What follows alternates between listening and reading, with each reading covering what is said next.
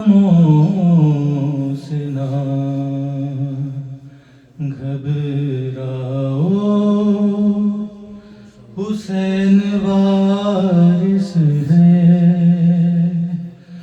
علم پاس اٹھاؤ، حسین وارث ہے، غموں سے نہ کیا سوال اللہ سے میں نے جنت کا، کیا سوال اللہ سے میں نے جنت کا،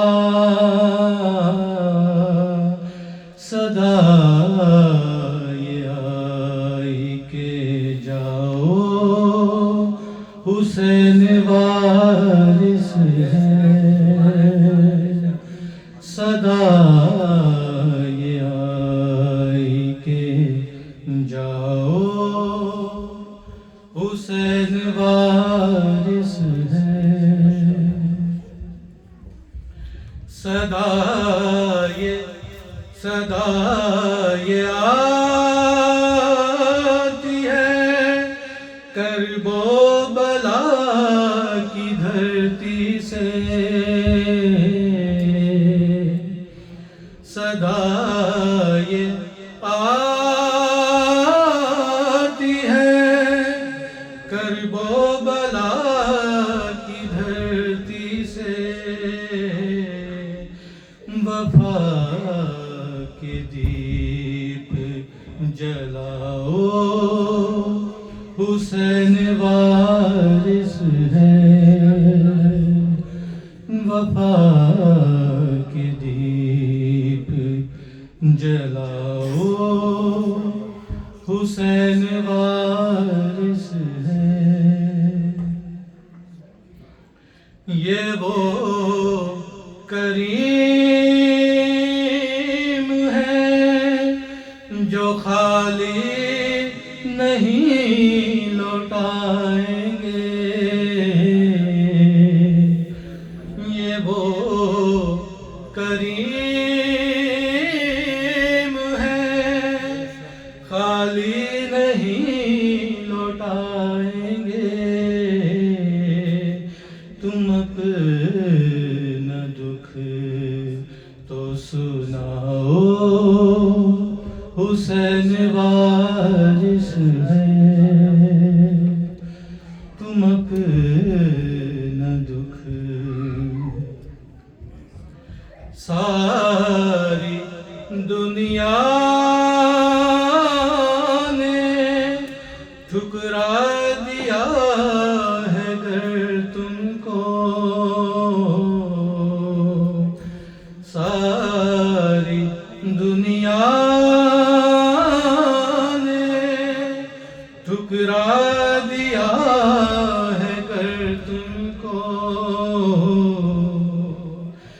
در عباس پہ آؤ، حسین وارث ہے، در عباس پہ آؤ، حسین وارث ہے، عشق شبیر کا دعویٰ اگر ہے تم کو، عشق شبیر کا دعویٰ اگر ہے تم کو، تو کربلا نہ بھلاؤ، حسین وارث ہے، علم پاس اٹھاؤ، حسین وارث ہے غموں سے نہ درود بھیجو۔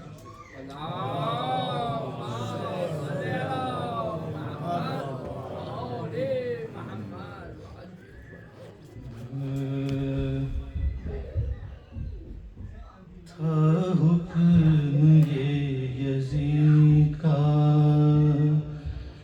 کہ پانی بشر پیے، تھا حکم یہ یزید کا کہ پانی بشر پیے، گھوڑے پیے سوار پیے اور شتر پیے، جو تشنہ لب جہاں کے ہیں سب بے خطر پیے، یعنی کہ سب چرندوں پرندان کر پیے،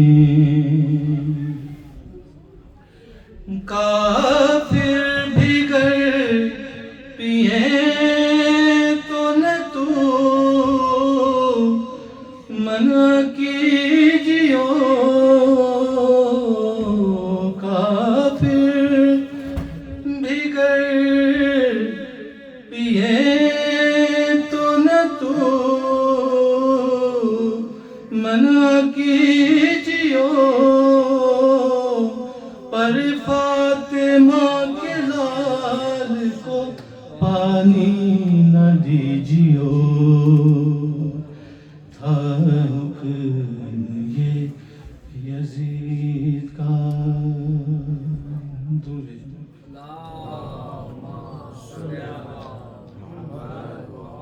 گزارش کروں گا جناب مولانا غلام حسین عدیل صاحب سے کہ ممبر پہ تشریف لائیں، آج کی مجلس کا خطاب پر میں ایک درود بھیجی ہوں۔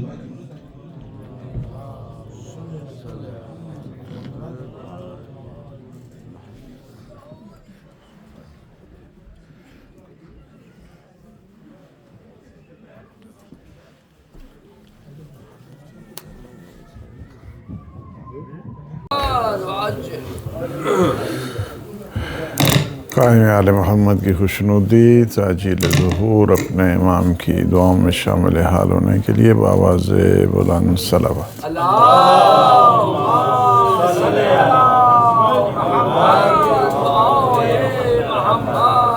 جوانوں سے کہوں گا تھوڑے آگے آ جائیں، بلا فصل کے ماننے والے فاصلہ نہیں ہونا چاہیے، پھر بھی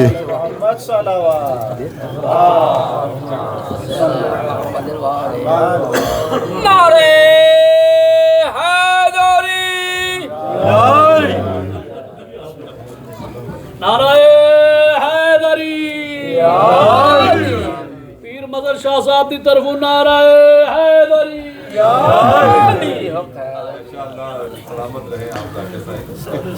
پھر بھی ایک دفعہ بآواز بلند صلوات۔ اللہم صلی علی محمد وآل محمد وعجل۔ نعرہ تکبیر، اللہ اکبر، نعرہ رسالت، یا رسول اللہ، نعرہ حیدری، یا حیدر، محمد بلند تر صلوات۔ اللہم صلی علی محمد وآل محمد وعجل۔ اعوذ باللہ من الشیطان الرجیم، بسم اللہ الرحمن الرحیم، الحمد للہ الذی قصرت عن رؤیتہ ابصار الناظرین، وعجزت عن ذاته أوهام الواصفين الصلاة والسلام وتحية والإكرام على النبي المؤيد والرسول المسدد المصطفى الأمجد المحمود الأحمد سيدنا ونبينا وشفيع ذنوبنا وطبيب نفوسنا أبي القاسم محمد اللهم صل على محمد وآل محمد وعجل وعلى أهل بيته الطيبين الطاهرين المعصومين المنتجبين الهداة المهديين سيما بقية الله في العالمين روحي وأرواح العالمين لترى بمقدمه الفداء ولعنة الله على أعدائهم أجمعين من الآن إلى قيام يوم الدين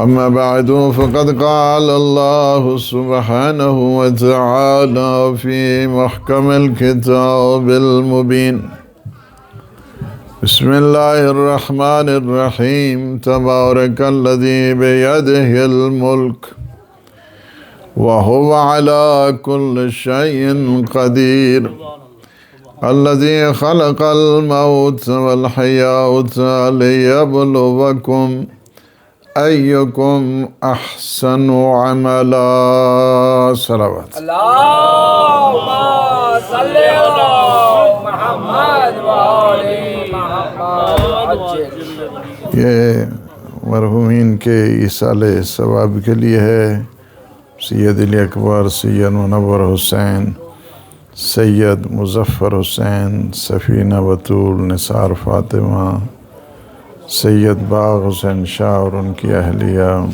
سید وزیر حسین ان کی اہلیہ سید شبیر حسین سید نذیر حسین سید قاسم عباس سید تنویر حسین اور پیر سید روشن بادشاہ ان کے جتنے بھی باہر کے مرحومین ہیں ان سب کے ایصال ثواب کی ایک دفعہ سورہ مبارک فاتح بسم اللہ الرحمن الرحیم الحمد للہ رب العالمین الرحمن الرحیم مالک یوم الدین ایاک نعبد وإیاک نستعین علیہم غیر المغضوب علیہم ولا اللهم اغفرهم واحشرهم عندك في أعلى الليين واخلف على أهلهم في الغابرين بحق محمد وآله الطاهرين الصلوات اللهم صل على محمد وآل محمد وعجل گھبرا کے صلوات نہ پڑھیں اچھے انداز کے ساتھ پڑھیں اللهم صل على محمد وآل محمد ظاہر ہے مجلس ترحیم ہے تو پھر مجھے بھی ترحیم ہی کے سلسلے میں بات کرنا ہے بسم اللہ بسم اللہ سورہ مبارک ملک کی یہ ابتدائی آیات ہیں فرمایا کہ تبارک الذی بیدہ الملک بابرکت ہے وہ ذات کہ جس کے دست قدرت میں ساری خدائی ہے الذی خلق الموت والحیات لیبلوکم ایکم احسن عملا سب سے پہلی چیز جس کی طرف ہمیں متوجہ کیا ہے وہ یہ ہے کہ دنیا میں اگر تمہیں برکت چاہیے تو وہ اللہ کے ہاں سے ملے گی اگر اللہ کسی میں برکت عطا فرما دے اس میں کبھی کمی نہیں آتی وہ پنجابی کہنے نا وہ کاک تو لکھ بنا دینا وہ برکت کے ذریعے ہوتا ہے وہ برکت کے ذریعے ہوتا ہے وہ چاہے تو بوند کو دریا بنا دے، چاہے تو ذرے کو آفتاب بنا دے۔ یہ سارے کا سارا اس میں ہے، وہ برکت دیتا ہے۔ وہ زندگی کے جس میں برکت ہوتی ہے وہ زندگی کبھی فنا نہیں ہوتی۔ وہ مال کے جس میں برکت ہوتی ہے وہ مال کبھی ضائع نہیں ہوتا ہے۔ وہ اولاد کے جس میں برکت ہوتی ہے وہ ہمیشہ قیامت تک کے لیے اس کے سکون کا باعث بنا کرتی ہے۔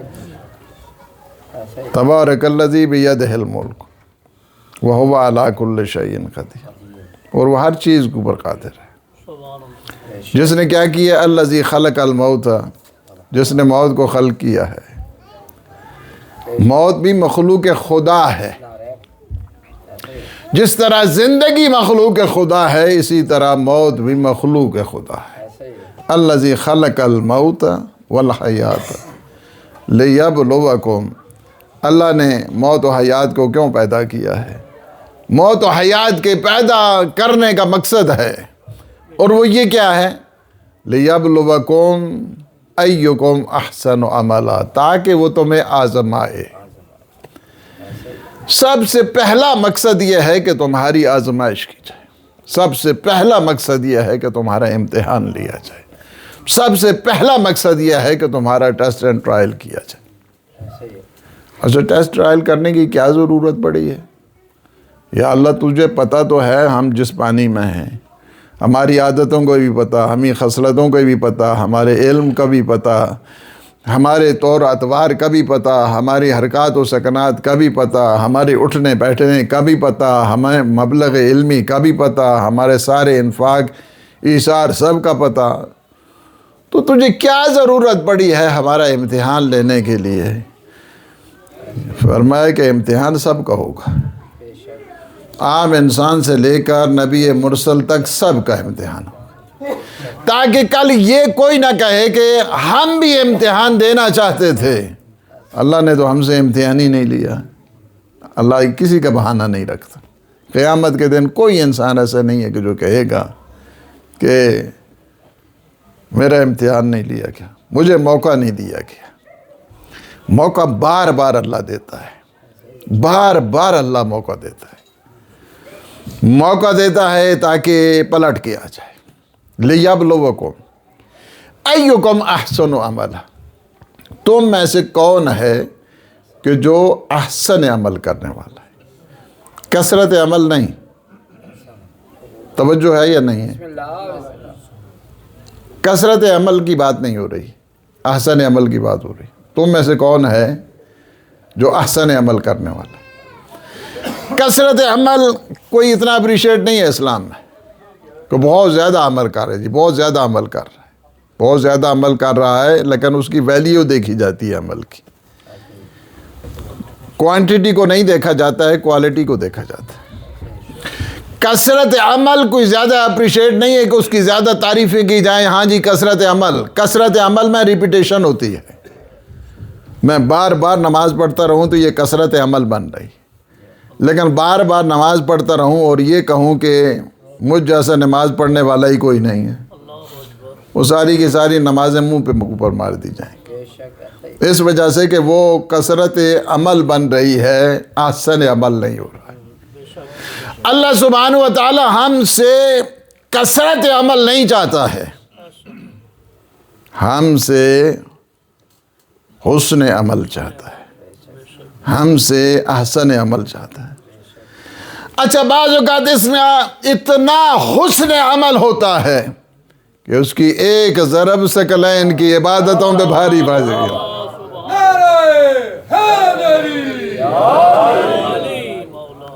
اسی وجہ سے دنیا کو نہیں خطاب کر کے کہا بلکہ اللہ کو خطاب کر کے کہا، الہی ما عبدتک خوفا من نارک ولا طمعا فی جنتک بل وجدتک اہلا للعبادت فعبدتک۔ میرے اللہ، علی نہ جنت کے شوق سے تیری عبادت کرتا ہے نہ جہنم کے خوف سے تیری عبادت کرتا ہے، یہ تو تجھے لائق عبادت سمجھتا ہے۔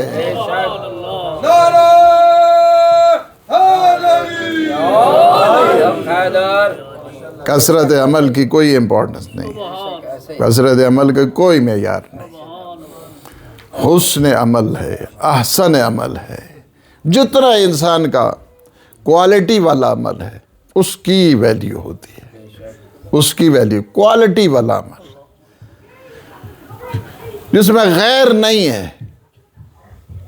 ایسا کوالٹی والا عمل ہے 3 دن وَيُطْعِمُونَ الطَّعَامَ عَلَىٰ حُبِّهِ مِسْكِينًا وَيَتِيمًا وَأَسِيرًا إِنَّمَا نُطْعِمُكُمْ لِوَجْهِ اللَّهِ لَا نُرِيدُ مِنْكُمْ جَزَاءً وَلَا شُكُورًا. ہم دنیا کو دکھانے کے لیے نہیں، اس رب کو خوش کرنے کے لیے. کیا ہے؟ کوالٹی عمل، کوالٹی عمل.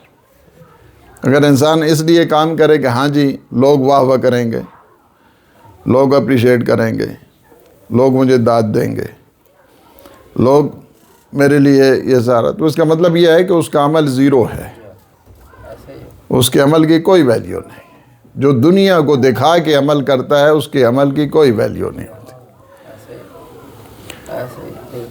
اس وجہ سے کہ یہ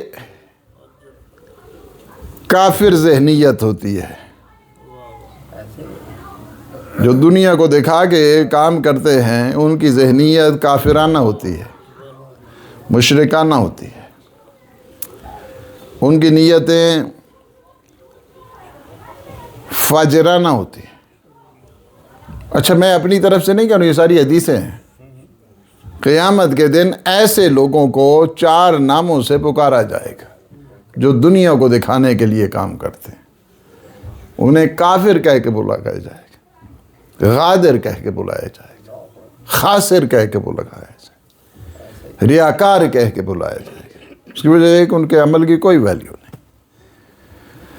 عمل کی ویلیو اس وجہ سے ایک چیز انسان یاد رکھے، جب آپ کام اپنے اللہ کے لیے کرتے ہیں تو آپ کو کوئی ضرورت نہیں ہے دنیا آپ کو اپریشیٹ کرے یا اپریشیٹ نہ کرے. کوئی اپریشیٹ کرتی بھی تو نہیں ہے نا، کیا کریں گے آپ کو.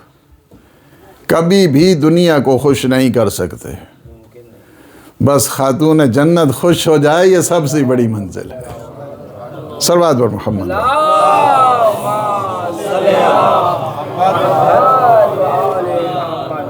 وہ سب سے بڑا بے وقوف انسان ہے جو یہ کہتا ہے کہ لوگ مجھ سے خوش ہو جائیں گے. اس سے زیادہ بے وقوف آپ کبھی نہیں دیکھیں گے. کبھی دنیا والے خوش نہیں ہوتے، یاد رکھو ہمیشہ. کبھی بھی نہیں خوش ہوتے. کوئی خوش نہیں کر، آپ کسی کو خوش نہیں کر سکتے. اس وجہ سے اس ایک کو خوش کرو. ساری دنیا اگر خوش ہوتی ہے تو ہو جائے، نہیں ہوتی ہے تو نہ ہو. اچھا وہ اگر ایک خوش نہیں ہے، ساری دنیا خوش ہے، تو کیا فائدہ اس خوشی کا؟ اگر ساری دنیا خوش ہے، صلوات بر محمد،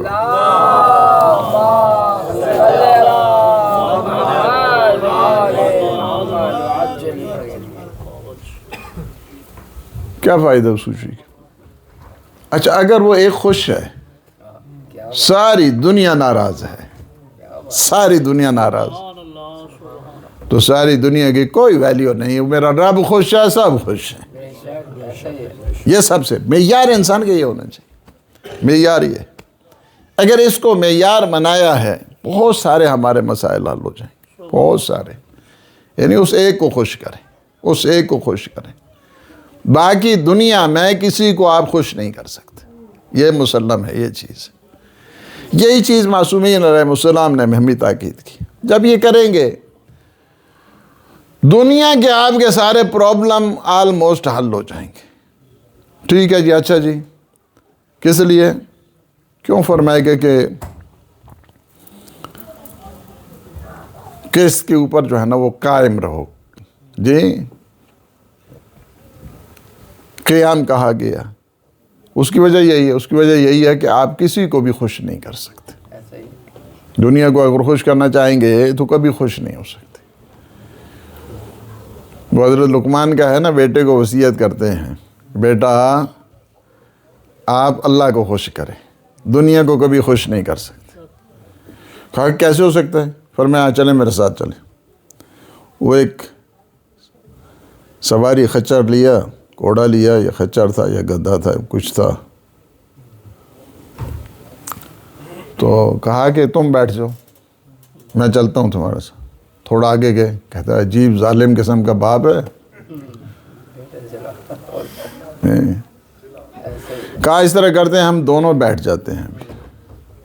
کہا کہ یہ باپ بیٹا دونوں کتنے ظالم ہیں، ایک یہ مظلوم خچر اس کے اوپر بیٹھے ہوئے. کہا کوئی بات نہیں. آپ کہا کہ تم چلو اور میں خچر کے اوپر بیٹھ جاتا ہوں. خود چلیں. اب جو ایک اور گروہ آیا اس نے کہا کہ یہ بہت ہی بڑا سفاک قسم کا والد ہے. فرمایا میں نے تجھے نہیں کہا تھا کہ کبھی بھی تم دنیا کو خوش نہیں کر سکتے. دنیا کبھی بھی انسان دنیا کو خوش نہیں کر سکتا. یہ بات انسان ذہن میں بٹھا لے. اس لیے معصومین علیہ السلام نے ہمیں جو تاکید کی ہے، ہمیں اس کو ایک کو خوش کرو، ایک کو خوش کرنے کے. باقی خود بخود خوش ہو جائیں گے، کوئی بات نہیں، ڈزنٹ میٹر. وہ ہو جائیں گے اس وجہ سے کہ ساری کی ساری کائنات اس کے ارادے کے تحت چل رہی ہے، اسی کے ارادے کے تحت. اس وجہ سے پہلی چیز ایک تو یہ ہے احسن عمل کی ضرورت، اور پھر یہ ہے کہ ہم عمل کرتے ہیں لیکن ہمیں پتہ ہے ہمارے عمل کیسے ہیں. ہمیں نہ کوئی اپنے عمل کے اوپر فخر ہے، کچھ بھی نہیں. ہمارے عمل ہیں ہی بیکار قسم کے، یہ بھی سمجھے انسان. ہماری عبادت دیکھے، ہماری نماز دیکھے، ہماری دعائیں دیکھے، ہماری مناجات دیکھے، ہمارے اور اعمال دیکھیں، نہ ان میں کیفیت ہے، نہ ان میں دم ہے، نہ ان میں جاذبیت ہے. ایک مولانا صاحب مجھے فون کر رہے تھے، وہی یہی بات کر رہے تھے کہ کل اتنا میں پریشان ہوا، خود کہتے ہیں مجھے کہ نماز میں ایک ایسا خیال جایا ہی نہیں. کسی کا ترجمہ بھولا ہوا تھا. تو میں نے ان کے ساتھ مذاق کیا. میں نے کہا کہ ہمارے ہاں مشہور ہے اگر کسی کی چابی گم گئی ہے نا تو اسے کہتے ہیں 2 رکعت نماز پڑھو، اسے یاد آ جائے گی. اس کے بعد کہا، میں نے کہا کہ اصل میں اگر ہماری عبادتوں کو اللہ دیکھ کر ہمیں سزا دے نا تو اس کا حق بنتا ہے، اس کا حق بنتا ہے. ہماری جو عبادتیں ہوتی ہیں اس عبادتوں کو اگر دیکھا جائے. لیکن کیا ہے کہ ہم ہمیشہ دعا کرتے ہیں کہ پروردگار ہمارا معاملہ عادل کے ساتھ نہیں کرنا، فاضل کے ساتھ کرنا، فاضل کے ساتھ. اسی وجہ سے فاضل کے ساتھ. اور شیعہ بہر کیف جب دیکھتا ہے نا اپنے مولا کو، بہت ساری روایتیں، میں 1 یا 2 روایتیں، ظاہر ہے ٹائم اتنا ہی ہے. اور اس میں یہ ہے کہ یہ جو حدیث ہے نا، یہ میں نے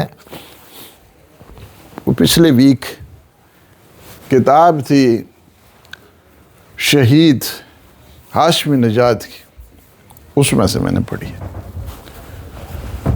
اس میں سے ایک حدیث پڑھی، بڑے مخصوص بڑے مولا کے جو ماننے والے ہوتے تھے نا راوی، اصول کافی میں بھی ہے یہ حدیث.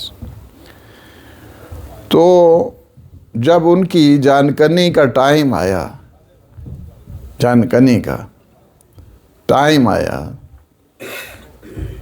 تو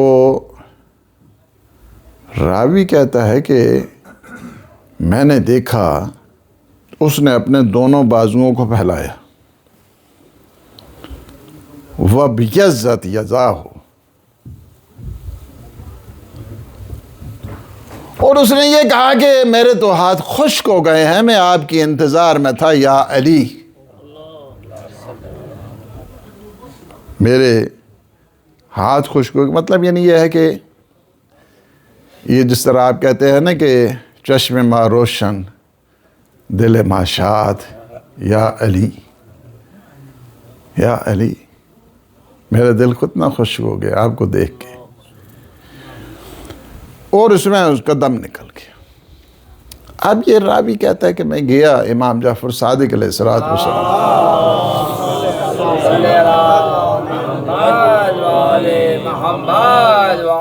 جا کے پوچھو کہ یہ ماجرا کیا ہے. وَبْيَضَّتْ يَدَاهُ یا علی، وَبِيَزَّتْ يَدَاهُ يَا عَلِي، یہ کیا مطلب ہے؟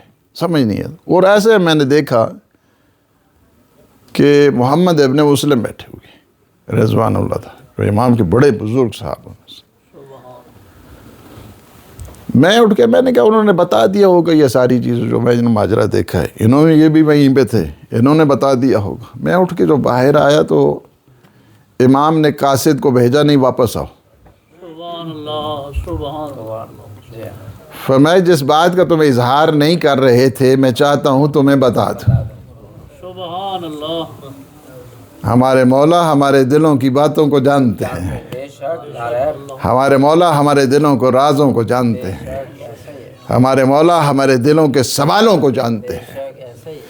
فرمایا نے کہ وہ جو تم مسئلہ پوچھنے کے لیے آئے تھے اپنے دوست کا، وَبِيَزَّتْ يَدَاهُ يَا عَلِي، تو اس کے بعد میرا مولا 3 مرتبہ فرماتے ہیں واللہ رآہ یا علی، واللہ رآہ، خدا کی قسم علی ہی کو دیکھا تھا تو ان کی جان نکلی ہے۔ علی کو دیکھ کے، علی کو دیکھ کے۔ اسی وجہ سے میرے مولا حارث حمدانی، مولا امیر المومنین علی ابن ابی طالب علیہ السلام،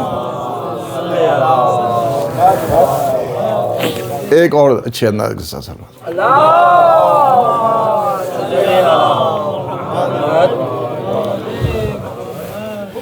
فرماتے ہیں کہ اے حارث حمدانی، میں تمہیں خوشخبری، تو بیمار تھے، کافی بیمار تھے، اور اب حالت ان کی قریب پہنچ گئی تھی احتضار کی۔ اور میرے مولا فرماتے ہیں کہ یا حار و حمدان، اے حارث حمدانی، تمہیں یاد ہے کہ حضور نے کیا فرمایا تھا کہ اے علی تیرے شیعہ تجھے 3 جگہ دیکھیں گے خوش ہوں گے۔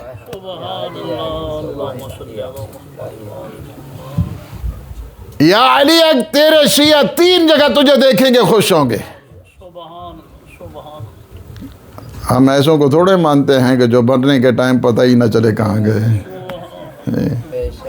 ہم ایسوں کو نہیں مانتے ہیں کہ میں مرنے کے ٹائم یہ ہوتا، پتہ ہوتا تو بکرا کھاتا تو یہ کرتا تو وہ کرتا۔ ہم ایسوں کو مانتے ہیں جو ضرب لگتی ہے تو کہتے ہیں فزت ورب الکعبہ۔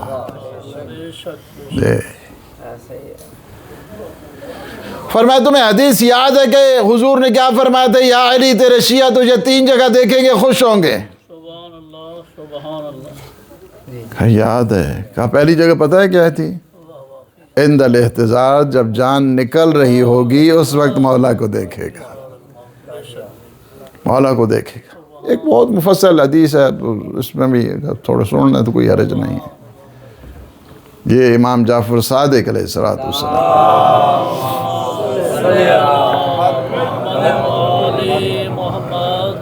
شیعوں کو خوشخبری دیتے ہیں، میرے مولا شیعوں کو خوشخبری دیتے ہیں کہ جب یہ حالت احتضار آتی ہے نا تو اس وقت حضور بھی آتے ہیں، مولا علی بھی آتے ہیں۔ بعض حدیثوں میں ہے پنجتن پاک تو سب جگہ ہے، لیکن بعض حدیثوں میں 14 معصومین کا ہے، 14 معصوم تشریف لاتے ہیں، 14 معصومین تشریف لاتے ہیں۔ جب انسان توسل کرتا ہے تو آتے ہیں۔ یہ وصال شیرازی کا ایک تو میں نے آپ کو ماہ مبارک میں واقعہ سنایا نا، یا بعد میں شہادت بھی سنا ہے، شاید شہادت ہی بھی سنا ہے۔ یہ جو شعر ہے نا اس کا، یہ بی بی کا ہے، فارسی کا۔ ایک شعر کا مصرع مولا امیر المومنین کا بھی ہے فارسی میں، آج نہیں سنانا ہے مجھے، نہیں آج ٹائم نہیں، آج نہیں سن۔ ایک بی بی کا بھی ہے، جی ایک بی بی کا بھی ہے فارسی کا، وہ جو وصال شیرازی کو بی بی نے، وہ میں آپ کو سناؤں گا آج، ایک ہی شعر جو بی بی کا ہے فارسی کا۔ یہ پہلے حدیث مکمل کریں۔ فرمایا کہ حارث حمدانی، آپ کو یاد ہے کہ حضور نے کیا فرمایا تھا؟ یا علی تیرے شیعہ تجھے 3 جگہ دیکھیں گے خوش ہوں گے، ان میں پہلی جگہ کیا ہے؟ عند الاحتضار۔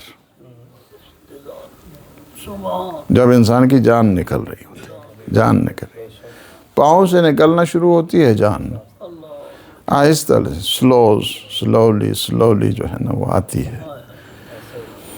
اور جب سینے کی یہ ہڈیاں جب آتی ہیں نا، یہ ہڈیاں جب یہ جہاں سے گردن شروع ہوتی ہے، اس کو یقین ہو جاتا ہے یہ کھیل تمام ہو گیا، کھیل ختم ہو گیا.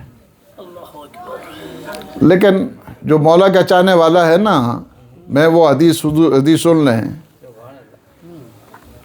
کہ میرے مولا شیعوں کو خوشخبری دیتے ہیں، تمہیں پریشان ہونے کی ضرورت نہیں ہے. جب حالت اعتذار آتی ہے نا، ایسے میں حضور جب آتے ہیں وہ سرہانے کی طرف مومن کے بیٹھتے ہیں، اسے سینے کے ساتھ لگا لیتے ہیں، اور پائندی کی طرف مولا امیر المومنین بیٹھتے ہیں. تھوڑی دیر کے بعد اسے کہتے ہیں کہ تمہیں پریشان نہیں ہونا ہے، ڈونٹ وری، پریشان ہونے کی تو ضرورت نہیں. پھر اس کے بعد خوشخبری دیتے ہیں. پھر کہتے ہیں، روایت میں ہے کہ حضور چلے جاتے ہیں، سرہانے کی طرف مولا امیر المومنین آ جاتے ہیں، سرہانے کی طرف آتے ہیں اور اسے بتاتے ہیں، سینے کے ساتھ لگاتے ہیں، سینے کے ساتھ لگاتے ہیں میرے مولا علی اپنے مومن کو مفصل. اس کے بعد آیات کی شہادت دیتے ہیں. اور تو مولا کیا فرماتے ہیں کہ حارث حمدانی، آپ کو پتہ ہے نا حضور نے کیا فرمایا ہے، یا علی تیرے شیعہ تجھے 3 جگہ دیکھیں گے خوش ہوں گے. پہلی ہے عند الاحتضار، دوسری کیا ہے، عند مسالۃ فی القبور. جب قبر میں سوال و جواب ہوں گے تب علی کو دیکھیں گے خوش ہوں گے، علی کو دیکھیں گے خوش ہوں گے جب قبر میں سوال و جواب ہوگا. قبر میں ظاہر ہے کہ ایک نئی انوائرمنٹ ہے، ایک نئی سچویشن ہے، ایک نیا سناریو ہے، ایک نیا آغوش لحد میں جب کہ سونا ہوگا، جز خاک نہ تکیہ نہ بچھونا ہوگا، تنہائی میں کون ہوئے گا انیس، ہم ہوئیں گے اور قبر کا کونا ہوگا. کیا ہے کہ اس وقت انسان دیکھے گا اپنے مولا اپنے آقا کو، کہیں گے من ربو کا، بتاؤ. آپ زبان تھر تھرا رہی ہے. حدیث کے الفاظ کیا ہیں، وَأَنْتَ تُلَقِّنُهُمْ وَأَنْتَ یا علی أَنْتَ تُلَقِّنُهُمْ. علی تیرا کیا کہنا، قبر میں تو مومن کی تلقین پڑھے گا. ایک تلقین آپ پڑھتے ہیں باہر، ایک تلقین میرے مولا قبر میں پڑھتے ہیں. تو لقنہم تلقین ریمائنڈر، ایک قسم کی ریمائنڈنگ ہوتی ہے، ریمائنڈر ہوتا ہے. چونکہ انسان زبان تھر تھر آ رہی ہے، ایک نئی جگہ ہے، سارا حالات ہی تبدیل ہیں، سرہانہ نہیں ہے، بستر نہیں ہے، لائٹ نہیں ہے، کچھ. مولا فرماتا ہے پریشان ہونے کی ضرورت ہے، کوئی پریشان نہیں، میں موجود ہوں. من امام میں موجود ہوں، بولو تمہیں کیا ضرورت ہے پریشان کی. اور تیسرا کیا ہے، تیسرا ہے عند الصراط. جب پل صراط پہ علی کو دیکھے گا تو خوش ہو جائے گا. لا یجوز، حضرت ابوبکر کیا فرماتے ہیں، لا یجوز احد الصراط الا من كتب له علی الجواز. اس وقت تک پل صراط سے کوئی نہیں گزرے گا جب تک اس کے پاس علی کا لکھا ہوا نہیں ہوگا. نہیں ہوگا، لا یجوز احد الصراط، کوئی بھی نہیں گزرے گا، کوئی بھی نہیں گزرے گا. حدیث میں حضور فرماتے ہیں کہ تمہیں پتہ ہے پل صراط بال سے زیادہ باریک ہے، تلوار کی دھار سے زیادہ تیز ہے، اور آگ سے زیادہ گرم ہے. صحابی کہتے ہیں یا رسول اللہ پھر وعدہ ہی جنت ہے. نہ کوئی بال کے اوپر چلے گا، نہ کوئی تلوار کی دھار کے اوپر چل پڑے گا، نہ ہی کوئی آگ کے اوپر چل سکے گا. فرمایا نہیں، ایسی بات نہیں ہے، جس کے دل میں علی کی ولایت ہوگی وہ بجلی کی طرح جائے گا.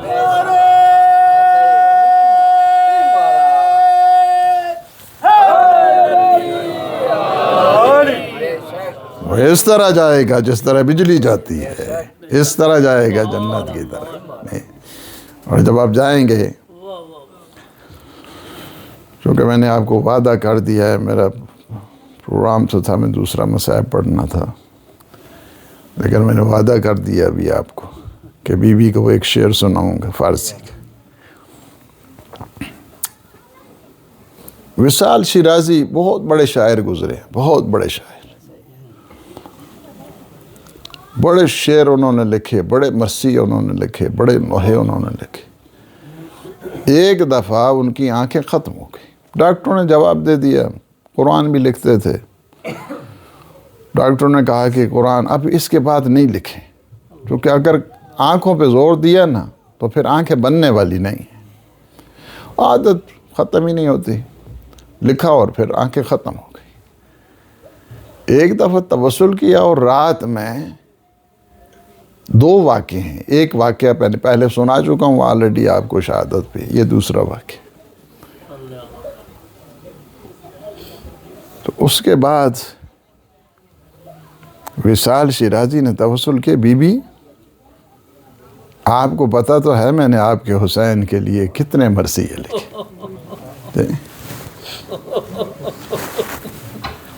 میں نے آپ کے حسین کے لیے کتنے نوحے لکھے، بی بی میں تجھ سے آنکھیں، کہتے ہیں کہ منظر جب سامنے آیا نا رات میں خواب میں، حضور بیٹھے ہیں، بی بی بیٹھی ہیں، پنجتن پاک سامنے ہیں، اور اس کے بعد حضور پوچھتے ہیں بی بی وصال شیرازی نے آپ سے کہا تھا آنکھیں چاہیے، اور وصال شیرازی نے کہا کہ میں نے آپ کے حسین کے لیے بہت مرثیے لکھے ہیں۔ تو کہا کہ بی بی نے کہا نہیں، میرے بیٹے کے لیے کیوں مرثیہ نہیں لکھا، میرے بیٹے کے لیے کیوں؟ کہا کہ بی بی میں نے اتنے مرثیے لکھے، میں نے اتنے نوحے لکھے، فرمایا وہ مجھے پتہ ہے میرے حسین کے لیے لکھے، لیکن میرے حسن کے لیے کیوں نہیں نوحہ لکھا؟ کہا میں آپ کے لیے حسن کے لیے کیا لکھوں؟ یہ بی بی کا دیا ہوا جملہ ہے، در تاب رفتش طلب تر کا تو نالا کر، کہ زہر اتنا سخت تھا کہ مولا کا جسم رسی کی طرح بل کھانے لگا۔ در تاب رفت، یہ پہلا مصر، اسی وجہ سے ان کے پورا مرثیہ پھر اسی پر ہے۔ در تاب رفت تش طلب کر دو نالا کر، بی بی اتنا کہتے ہیں، بی بی نے فرمایا کہ تم اس طرح لکھو نوحہ، تم نے نوحہ کسے لکھنا ہے؟ در تاب رفت، اس قدر بل کھا رہے تھے جس طرح رسی بل کھاتی ہے۔ وَأَن تَشْتَرَا، پھر یہ دوسرا مصر نے خود لکھا، وَأَن تَشْتَرَا از خون جگر باغ لال کر، بی بی وہ تشت میں اپنے کیا کیا؟ انہوں نے اپنے خون کا باغ لگا دیا۔ ہائے، اس کے بعد کہتے ہیں جب اٹھے نا تو اس کے بعد جب آنکھیں مل جاتی ہیں دیوار کا سہارا لے کر ایک شعر لکھتے ہیں، میں زینب کشید بے جرو آز جگر کشید، ہائے بھائی کے جگر کے ٹکڑوں کو جب بیل نے دیکھا ایک دفعہ سر سے چادر گر گئی۔ میں کہوں گا بی بی اب کہاں پہ روئے گی؟ بابا کے جنازے کو دیکھ کے روئے گی، یا اس حالت کو کہ جب ماں کا شکستہ پہلو تھا اسے دیکھ کے روئے گی، یا بھائی کے جگر کے ٹکڑوں کو دیکھ کے روئے گی، یا بھائی کا جنازہ جب واپس آئے گا 70 تیروں کو نکال کے روئیں گی۔ اللہ لعنت اللہ علی القوم الظالمین وسيعلم الذين ظلموا أيّ منقلب ينقلبون۔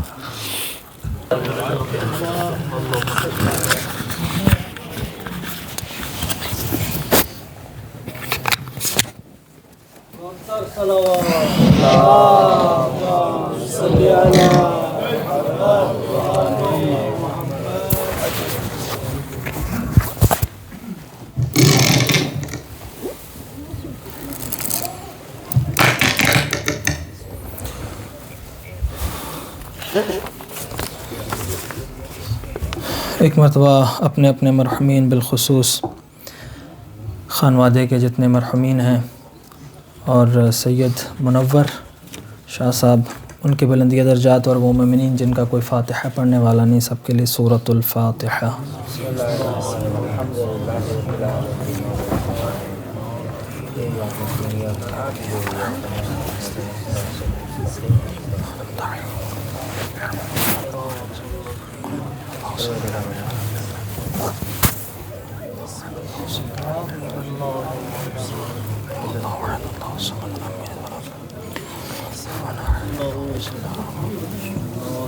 صلوات بر محمد و آل محمد۔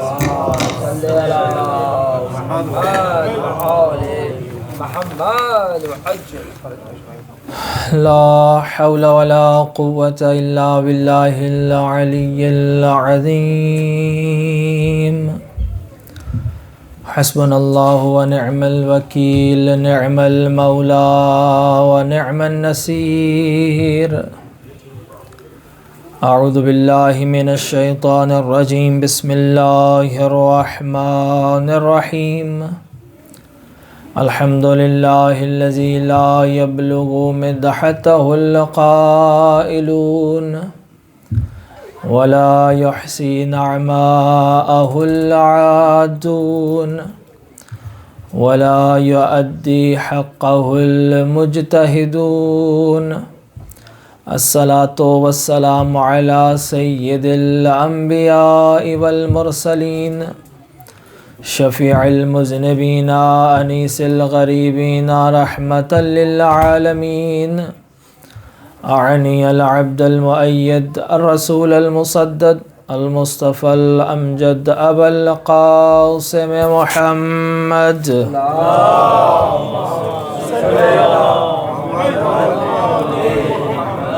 وعلى اولاده الطیبین الطاہرین المعصومین المظلومین، واللعنة الدائمة على اعدائهم اجمعین۔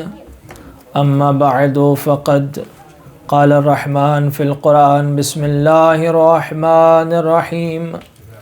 والعصر ان الانسان لفی خسر الا الذین آمنوا وعملوا الصالحات وتواصوا بالحق وتواصوا بالصبر۔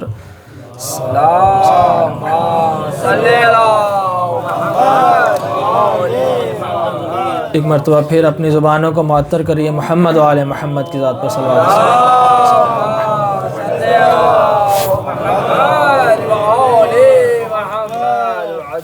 سب سے پہلے دعا گو ہیں پروردگار عالم، آج اس ذکر کے صدقے میں جن مرحومین کے لیے یہ مجلس کا اہتمام کیا گیا، پروردگار ان کے درجات بلند فرما، بالخصوص زوجہ و سید علی اکبر، سید منور حسین، سید مظفر حسین، سفینہ بطول اور جتنے یہ نام لکھے گئے ہیں، پروردگارہ ان سب مرحومین کے درجات بلند فرما۔ رحم اللہ تجھے واسطہ تیری عزت و عظمت کا، جتنے مومنین و مومنات تشریف فرما ہیں، جو حاجات رکھتے ہیں، پروردگارہ سب کی حاجات کو پورا فرما۔ بیمار کربلا کے صدقے میں ایک مومنہ سیدہ آیت کی صاحب بیمار ہیں، پروردگارہ ان کو شفاء کلی عطا فرما، اور بھی جتنے مومنین ہیں جنہوں نے ہمارے ذمہ دعائیں لگائیں، خدایا تو دلوں کے راز جانتا ہے، سب کی دعاؤں کو مستجاب فرما۔ پروردگار اللہ اس ذکر و عزاداری کے حقیقی وارث یوسف زہرا امام زمانہ علیہ السلام کے ظہور میں تعجیل فرما۔ تمام دعاؤں کی قبولیت کے لیے بآواز بلند صلوات۔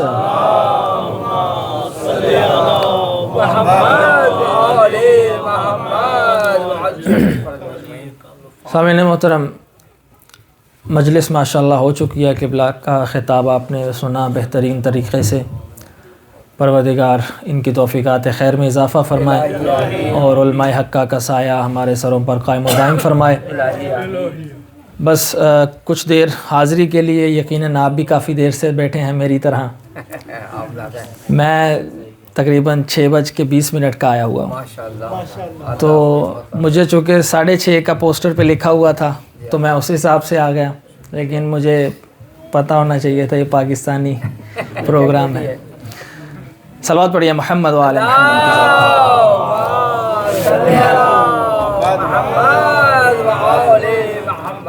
مختصر وقت میں کچھ معروضات پیش کر کے انشاءاللہ اجازت چاہوں گا۔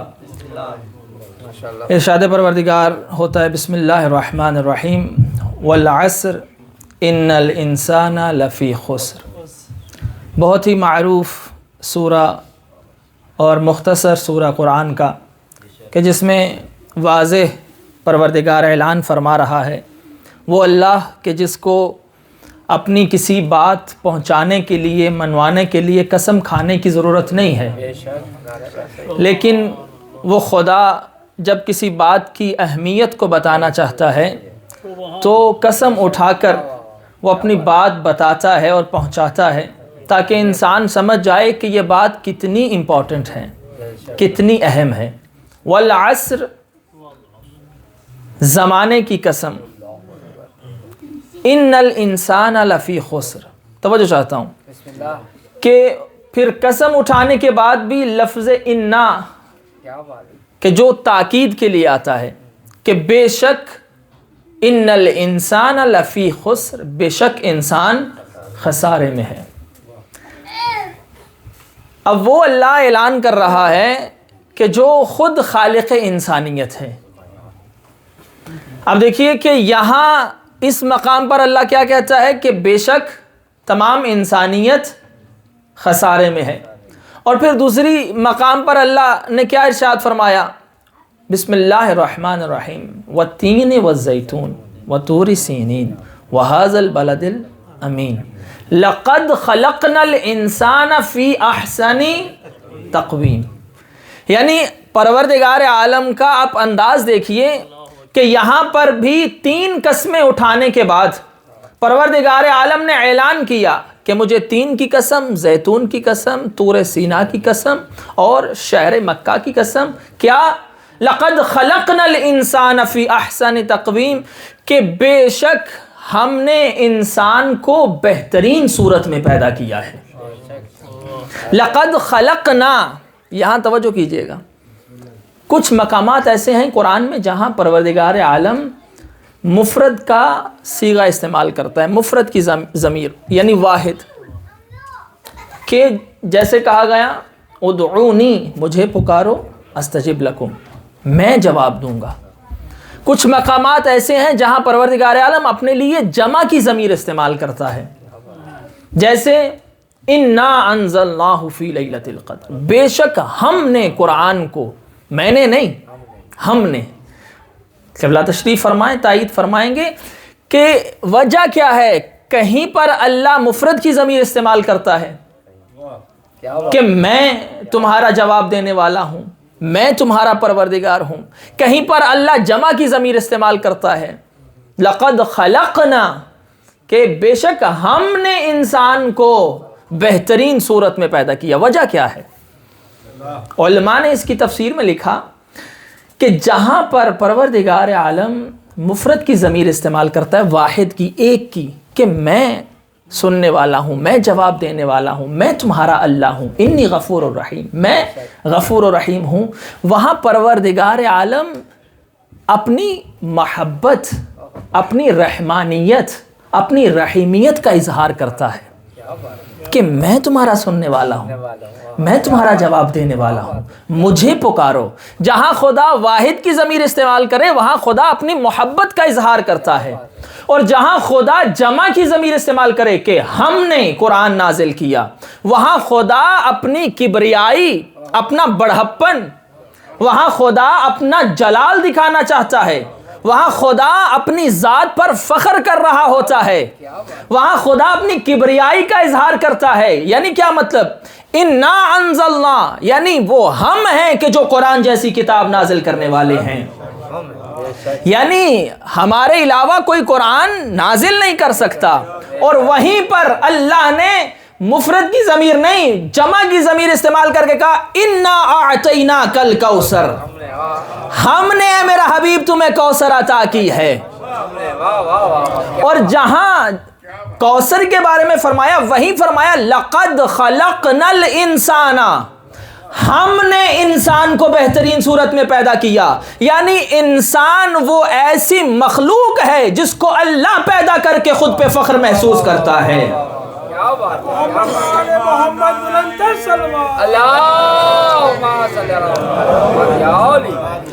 کہ انسان وہ مخلوق ہے کہ جس کے بارے میں خود اللہ کے لقد خلقنا، ہم نے خلق کیا انسان کو فی احسن تقویم، بہترین صورت میں پیدا کیا.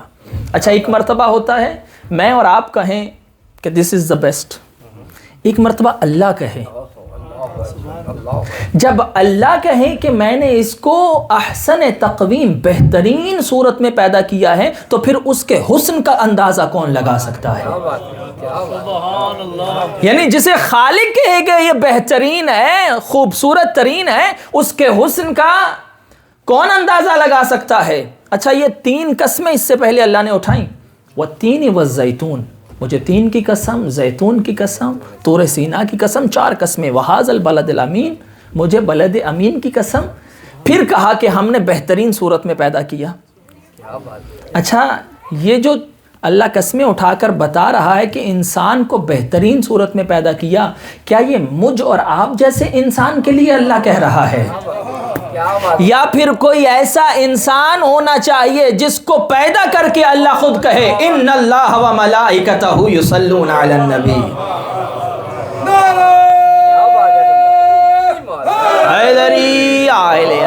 مولا آپ کو سلامت رکھے.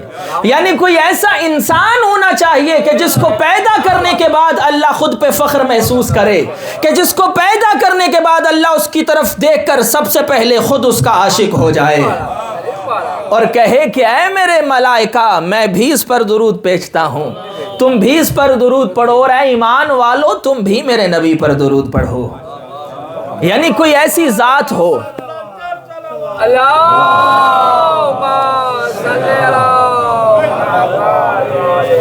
تو جو فرما رہے ہیں پس یہ وہ انسان جسے خلق کرنے کے بعد اللہ اپنے اوپر فخر کرے کہ ہم نے انسان کو پیدا کیا. یعنی انسان ایسا شاہکار ہے کہ خدا اپنے ذات پر فخر کرتا ہے کہ میں نے ایسی مخلوق کو بنایا. پھر کیا ایسا ہوا کہ اللہ کو کہنا پڑا والعصر ان الانسان لفی خسر؟ ایک طرف خدا خلق کرنے کے بعد خود پہ فخر کرے کہ انسان ایسا شاہکار ہے، ایسی مخلوق ہے کہ اللہ کہے تبارک اللہ احسن الخالقین، اللہ کی ذات کتنی بابرکت ہے اور وہ بہترین خلق کرنے والا ہے. یعنی انسان کو بنانے کے بعد اللہ خود پہ فخر کرے، اور پھر ایسا کیا ہوا کہ اسی انسان کے بارے میں اللہ کو کہنا پڑا ان الانسان لفی خسر. یعنی جب انسان اپنی پوری زندگی خدا کے بتائے ہوئے احکامات پہ گزارے تو اللہ اس کی خلقت پر فخر کرتا ہے. جب تم اس کا راستہ چھوڑ کر دوسرے راستے پہ جاؤ گے تو اللہ کو کہنا پڑا والعصر ان الانسان لفی خسر. مگر اس خسارے سے نکالنے کا طریقہ بھی اللہ نے بتایا، کیونکہ سب سے پہلا ہادی اللہ کی ذات ہے. اس نے انسان کو دنیا میں بھیجنے سے پہلے ہادی کو پہلے بھیجا تاکہ انسان گمراہ نہ ہو. کیا کہا؟ انسان خسارے میں ہے الا الذین آمنوا وعملوا الصالحات، کہ وہ انسان خسارے سے بچ سکتا ہے جو مؤمن ہو اور صالح ہو. الا الذین آمنوا وعملوا الصالحات، ایمان والا اور عمل صالح کرنے والا. اب یہاں ایک حدیث سنا کر بس آپ کی زحمت تمام کروں گا. یعنی خدا نے بتا دیا کہ تمام انسانیت خسارے میں ہے اس وقت تک جب تک وہ مومن نہ ہو اور صالح نہ ہو. اب مومن کی کیا علامات ہیں؟ مومن انسان کیسے بن سکتا ہے؟ یہاں پر ایک روایت امام سجاد علیہ السلام سے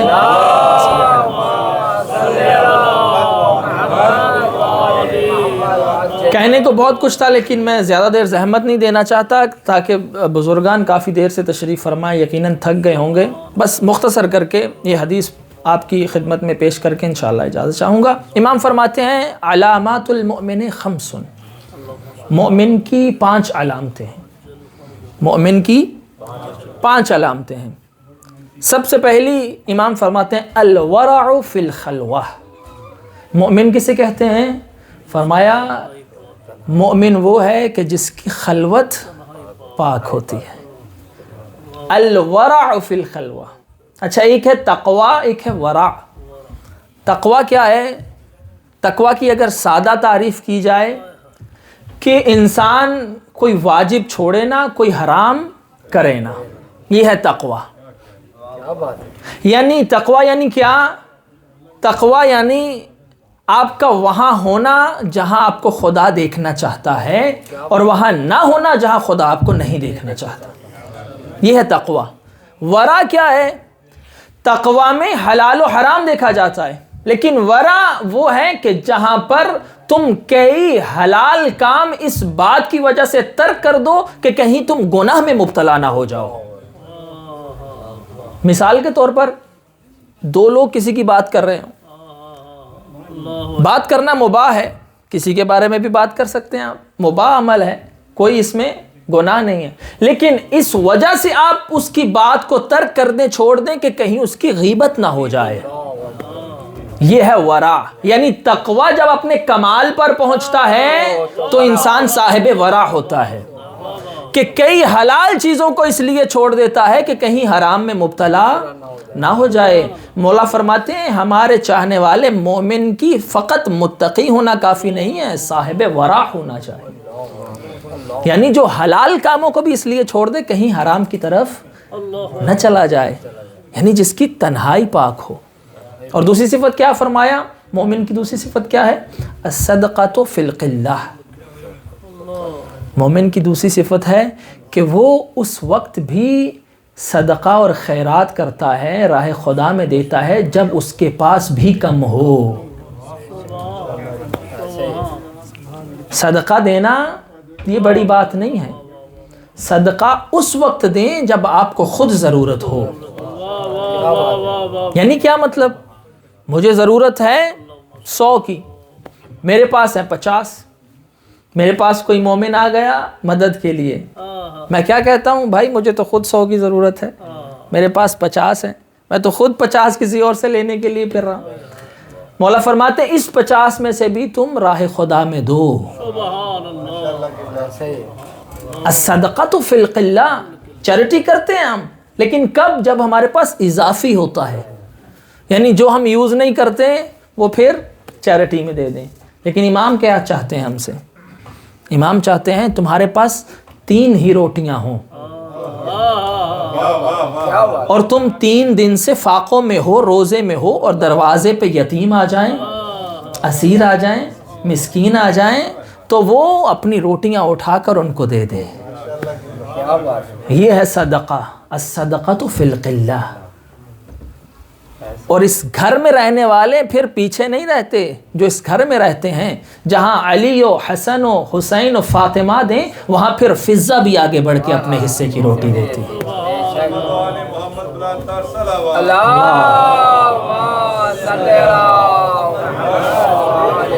توجہ فرما رہے ہیں؟ الصدقۃ فی القلہ. مومن کی علامت کیا ہے؟ کہ کمی میں بھی راہ خدا میں خرچ کرتا ہے.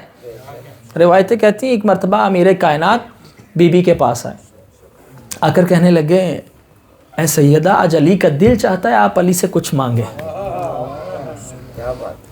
بی بی فرماتی ہیں یا علی مجھے خدا سے حیا آتی ہے، میں کیسے کچھ آپ سے مانگوں. کہا نہیں آج علی کا دل چاہتا ہے آپ علی سے کچھ مانگے. بی بی نے کیا فرمائش کی؟ یا علی میرا انار کھانے کو جی چاہ رہا ہے. مولا کے پاس 1 دینار ہے، بازار گئے انار خرید کے واپس آ رہے ہیں. اب خود اصرار کیا، اور مانگنے والی ہستی کون ہے؟ خاتون جنت، وہ بی بی ہیں سیدۃ النساء العالمین. علی کے ذہن میں کیا نہیں ہے کہ میں نے خود اصرار کیا؟ بی بی نے خواہش کی، زندگی میں پہلی مرتبہ خواہش. علی خرید کے گھر کی طرف جا رہے ہیں، لیکن علی کے کان میں ایک آواز آئی ہے کوئی جو مجھے راہ خدا میں کچھ دے. اب یہ علی ہے، یتیموں کا پرور پالنے والا ہے، یتیم پرور ہے. اب ہمارے جیسا کوئی ہو اپنے ایمان سے بتائیں کیا کرے؟ کہ بھائی گھر گیا اگر بغیر کوئی چیز لیے خالی ہاتھ تو کیا ہوگا؟ لیکن یہ علی ہے، جانتے ہیں۔ روایت کہتی مولا نے نہ صرف انار اسے دیا بلکہ پاس بیٹھ کر خود کھلایا۔ علی نے انار کھلایا اور کھلانے کے بعد علی اٹھ کر گھر کی طرف چلے۔ ذہن میں ہوگا، لیکن روایتیں کہتی ہیں کہ جو ہی علی گھر میں داخل ہوئے سامنے بھی فاطمہ ہیں، اٹھ کر استقبال کیا علی کا، اور بی بی نے ایک جملہ فرمایا، کہا یا علی میں تب اتنا خوش نہ ہوتی اگر آپ وہ انار گھر لے آتے جتنا اب خوش ہوں کہ آپ راہ خدا میں لے کر آئے ہیں۔ ایمان نعرہ حیدری، وہ جو فرما رہے ہیں کہ یہ درس ہے کہ کہاں خواہش فاطمہ۔ ہمارے گھر میں اگر ایسا ہو تو ہمارے گھر میں عورتوں کا کیا کردار ہونا چاہیے؟ کہاں خواہش سیدہ اور کہاں علی کا انفاق۔ اور بی بی جب مولا گھر میں آئے تو بی بی نے اٹھ کر استقبال کیا اور یہ جملہ کہا۔ روایتیں کہتی تھوڑی دیر کے بعد دروازے پہ دق الباب ہوا، دیکھا کون؟ سلمان، ہاتھ میں تشت۔ اللہ نے وعدہ کیا ہے تو میرے راستے میں ایک دے۔ یہ دست تو ہمیں سمجھانے کے لیے ہے۔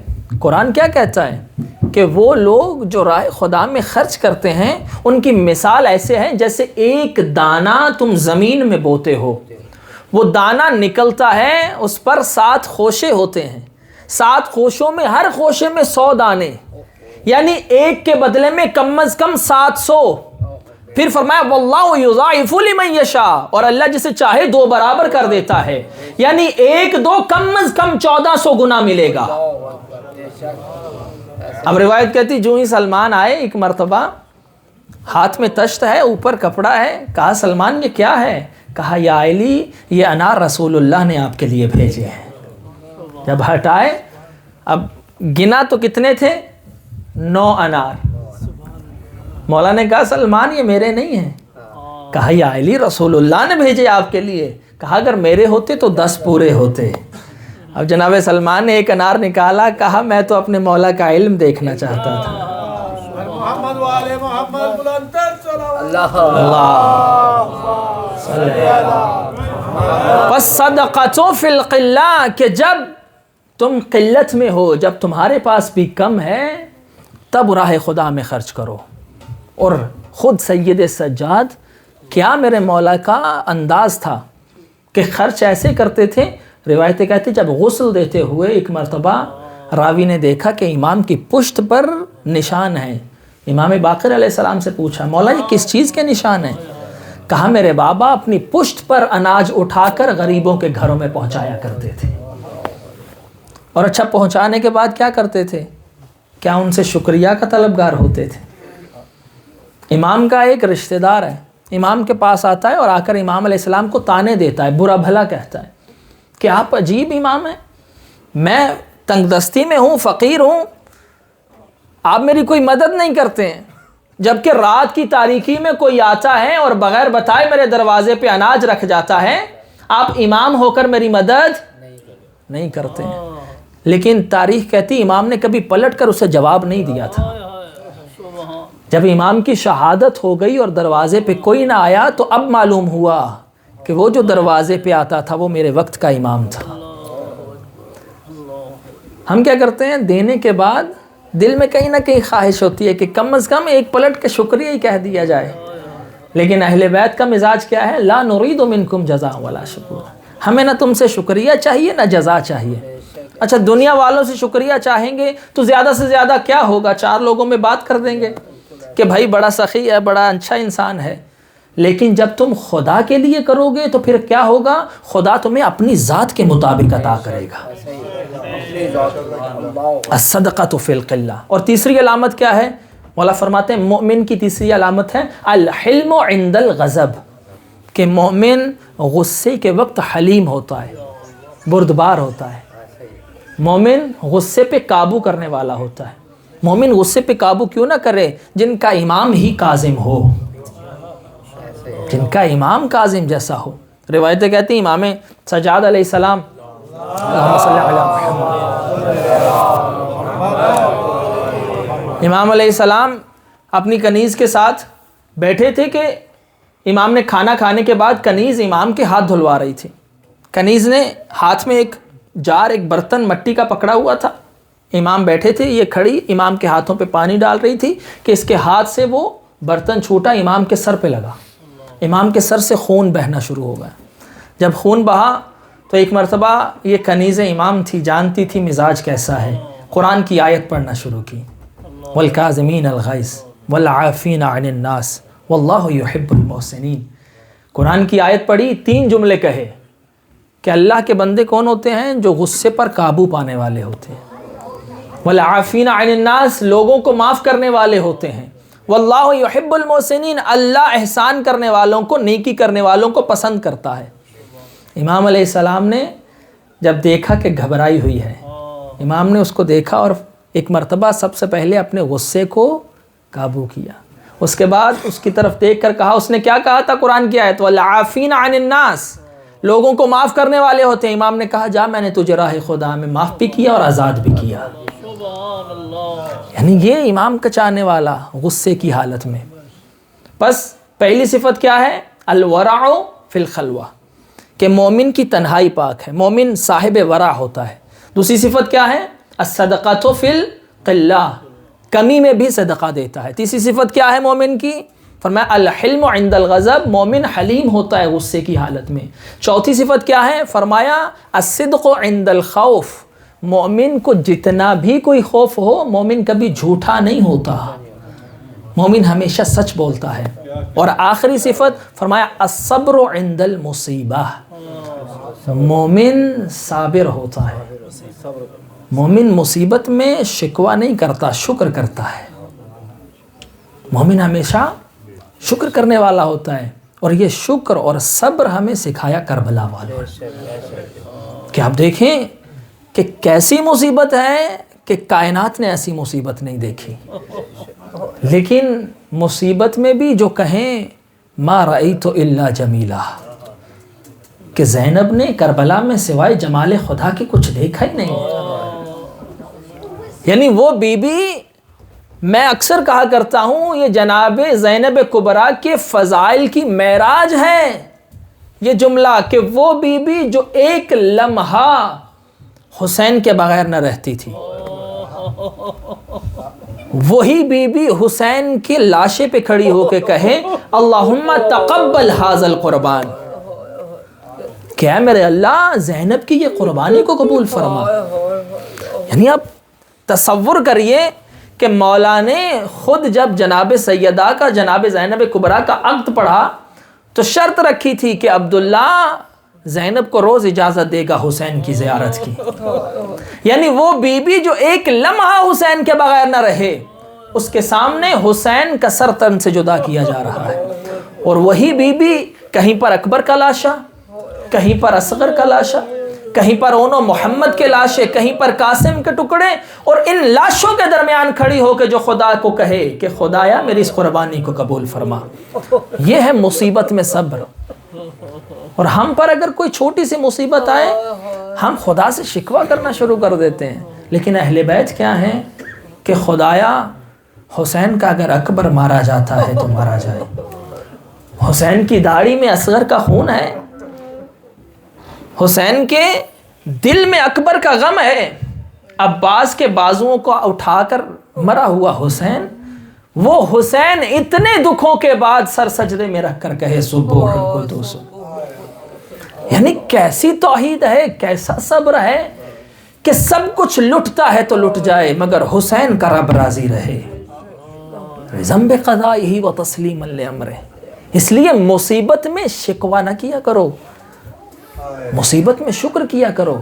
اسی لیے سید سجاد فرماتے ہیں، فرمایا شام غریبہ کا وہ منظر، خیمے جلے ہوئے، بیویوں کے سروں سے ردائیں چھینی گئیں، بچے در بدر رل گئے، بچے مارے ہوئے، کہیں پر اکبر و اصغر کا لاشا، کہیں پر حسین کا لاشا. فرمایا اس عالم میں بھی میری پھوپھی کی نماز شب تک قضا نہیں ہوئی. نہ جانے کس طرح علی کی بیٹی نے یہ نمازیں پڑھی ہوں گی. اجرکم علی الزہرا، بس ایک جملہ اور آپ کی زحمت تمام۔ انہی لاشوں کے پاس آئی نا جب 11 محرم کو، ایک مرتبہ جب لاشوں سے گزارا گیا، روایتیں کہتی ہیں کہ سب بیبیوں کو سوار کرانے والی زینب جب ایک مرتبہ بھائی کے لاشے سے گزر ہوا تو اس طرح سے ناکا سے اتری جیسے بغیر بازوؤں کے عباس گھوڑے سے گرا تھا۔ روایتیں کہتی ہے بندھے ہوئے ہاتھوں کے ساتھ ایک مرتبہ ارے کونیوں کے بل حسین کے لاشے پہ آ کے اپنی کونیوں سے پتھروں کو ہٹانا شروع کیا۔ روایتیں کہتی ہیں ایک جملہ کہا انت اخل حسین، او کیا میرا ماں جایا حسین تو ہے، او اگر حسین تو ہے ان راسوں کا ہے حسین تیرا سر کہاں ہے۔ اجرکم علی الزہرا ہذا دارو، سب کو سوار کرانے کے بعد ایک مرتبہ کوئی نہ رہا زینب کبریٰ کا۔ روایتیں کہتی منہ پھر گیا فرات کی طرف، ارے آواز دے کے کہا او عباس، ارے زینب کو سوار کرانے والا کوئی نہیں، او زینب کو سوار کرا۔ روایتیں کہتی سید سجاد آگے بڑھے، ارے پھوپھی اماں کو سوار کرایا۔ ایک مرتبہ جب سوار کرا دیا نا، یہ اونٹ جن پر سوار کرایا گیا ایک دوسرے کے کان سے منہ لگا کے کچھ باتیں کر رہے ہیں۔ مولا سے کسی نے پوچھا مولا یہ جانور کیا کہہ رہے تھے؟